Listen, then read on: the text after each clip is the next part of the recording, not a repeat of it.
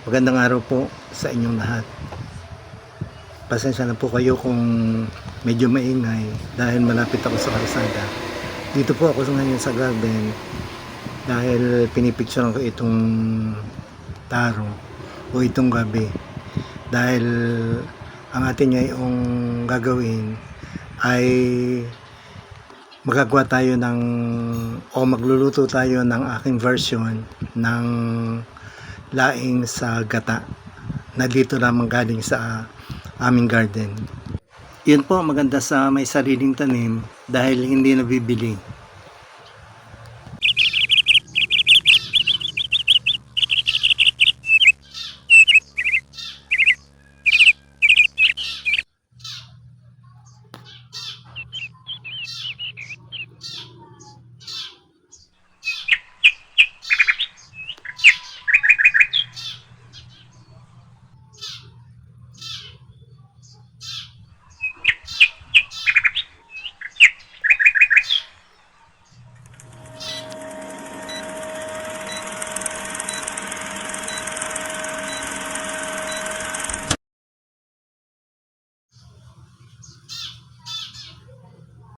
Ito po at inihanda ko ng aking mga kakailanganin.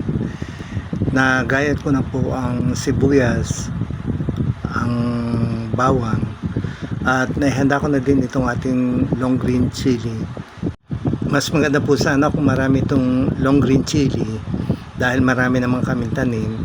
Kaya lamang ay siyempre baka magalit sa akin yung ginataan dahil baka sabihin na ayaw siyang ipakain.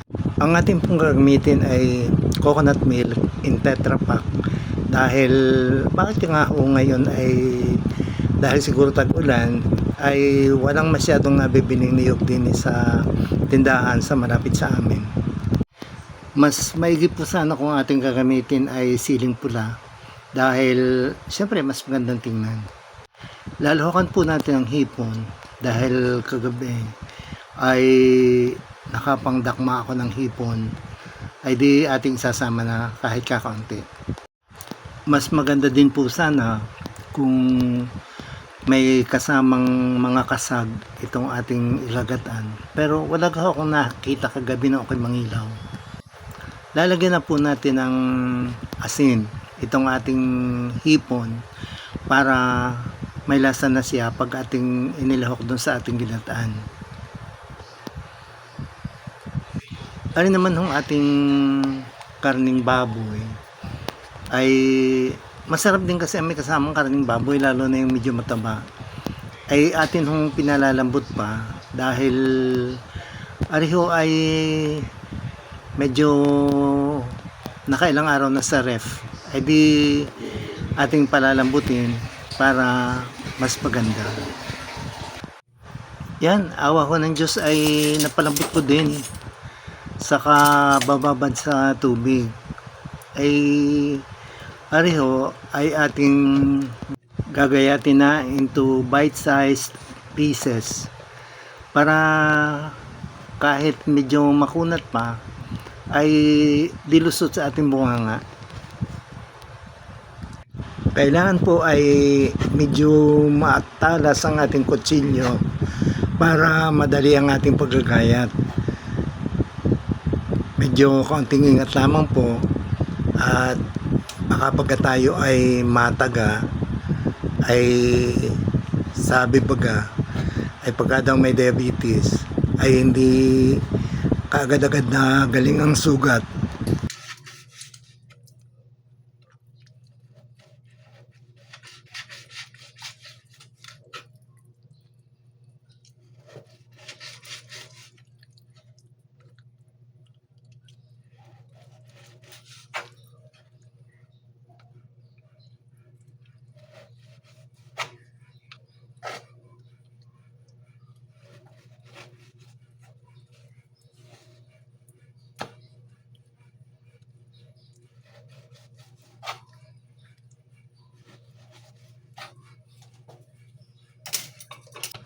Atin naman ho ngayong huhugasan na rin ginayat kong karne.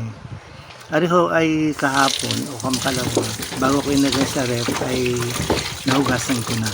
Pero kailangan ko ay hugasan natin uling maigi in running water. Mas maigi ho yung hinuhugasan natin maigi ang ating mga lulutuing pagkain, lalo na ang mga karne.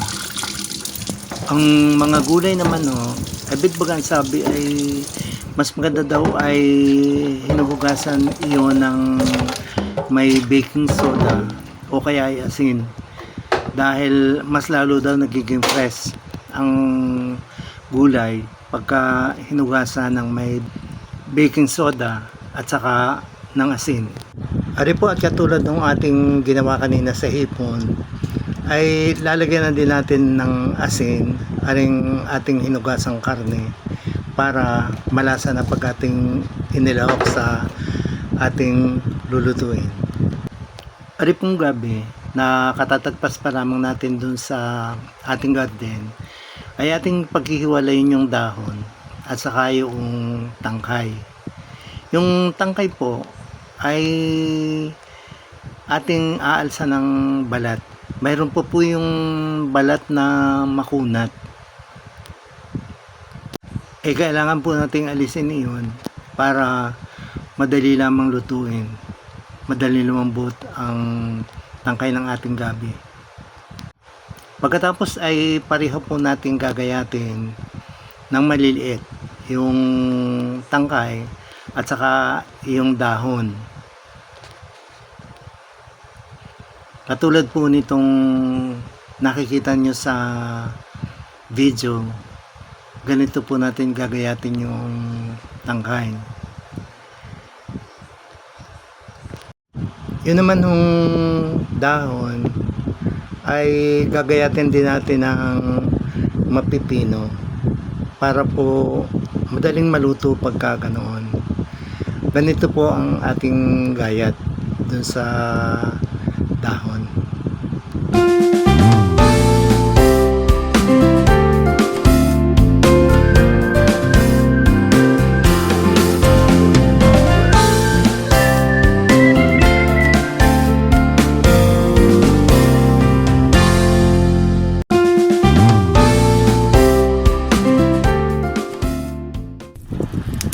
Magpapabulak po tayo ngayon ng tubig dito sa kawali.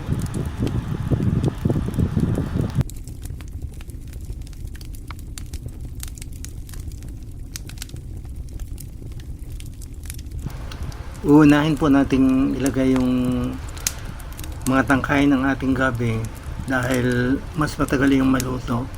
Bababayaan po natin itong makuluan ng mga hanggang 1 minute.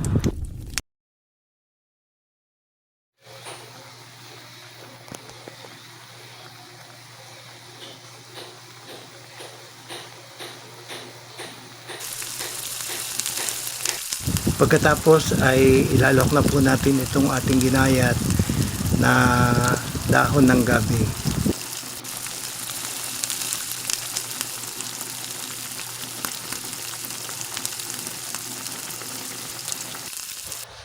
Pag atin pong napanambot ang tangkay at ang dahon ng gabi, ay atin po itong hahanguin at pagkatapos ay ating i-drain. Ngayon naman po ay ating pakukuluan ang kaunting mantika sa kawaling. Yan po ay atin ang nalinis. Pagkatapos ay atin na pong sasangkotsahin ang ating bawang. At syempre kasunod noon ay ang ating sibuyas ay atin na rin igigisa.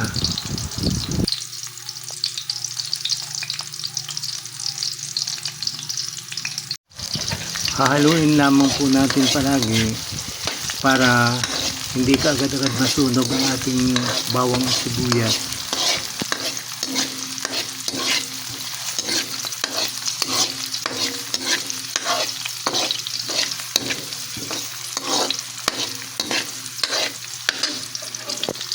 Then natin na pong ilalagay ang ating karne. At medyo hahalo-haloin natin para hindi siya dumidikit sa kawali.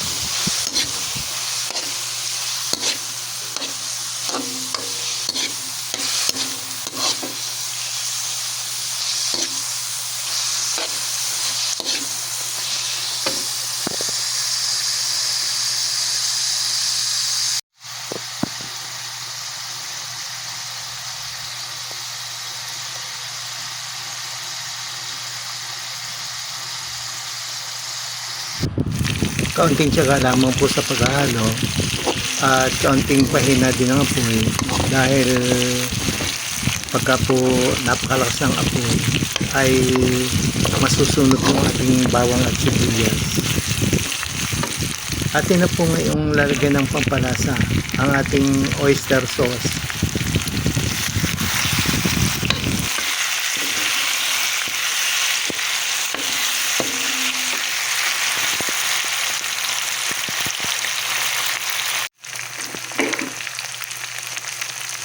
At atin na din pong ilalagay ang ating gata ng niyog. Mas maigi po sana kung ang gagamitin natin ay yung fresh na gata ng niyog. Kaya lamang ay wala pong masyadong abilhan dito ngayon. At atin na din pong inilagay yung ating hinalbusang tangkay at dahon ng gabi.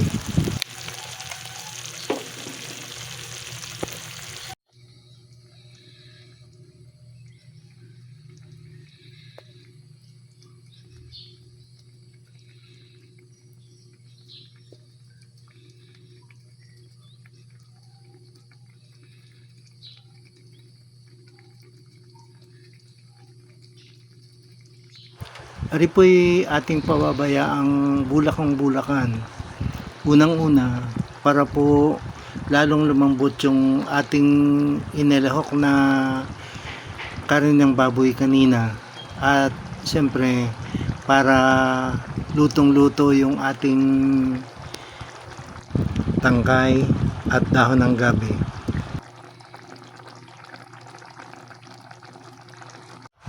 Para po mas malasa ring ating ginataang laing ay atin pong nilagyan ng isang kutsarang alamang. At ang alamang pong iyon ay yung matamis na maanghang. Atin na din pong inilagay yung ating pampasarap sa lahat. At yun ay ang kaunting hipon na nahuli ko kagabi.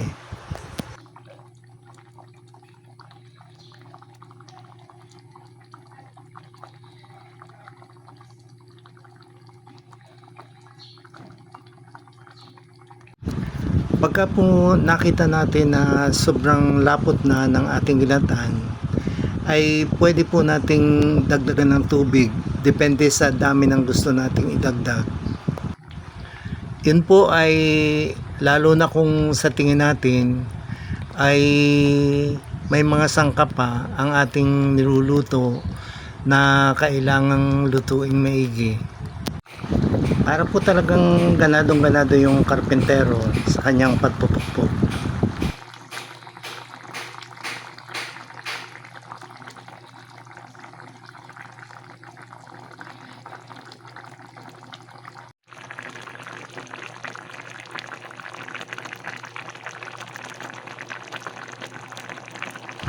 Ayun, para pong sobrang lapot ng ating sabaw, kaya dinagdagan ko ng tubig.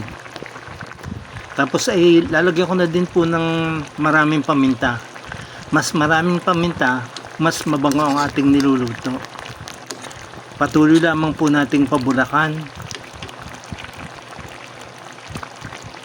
At presto, ito na po ang ating special laing. Ari po ay tunay na may ipagmalaki ko sa inyo na talagang napakasarap. Hanggang dito na lamang po tayo muna. Maraming salamat po. At sana po ay patuloy ninyong suportahan itong aking napakaliit na channel.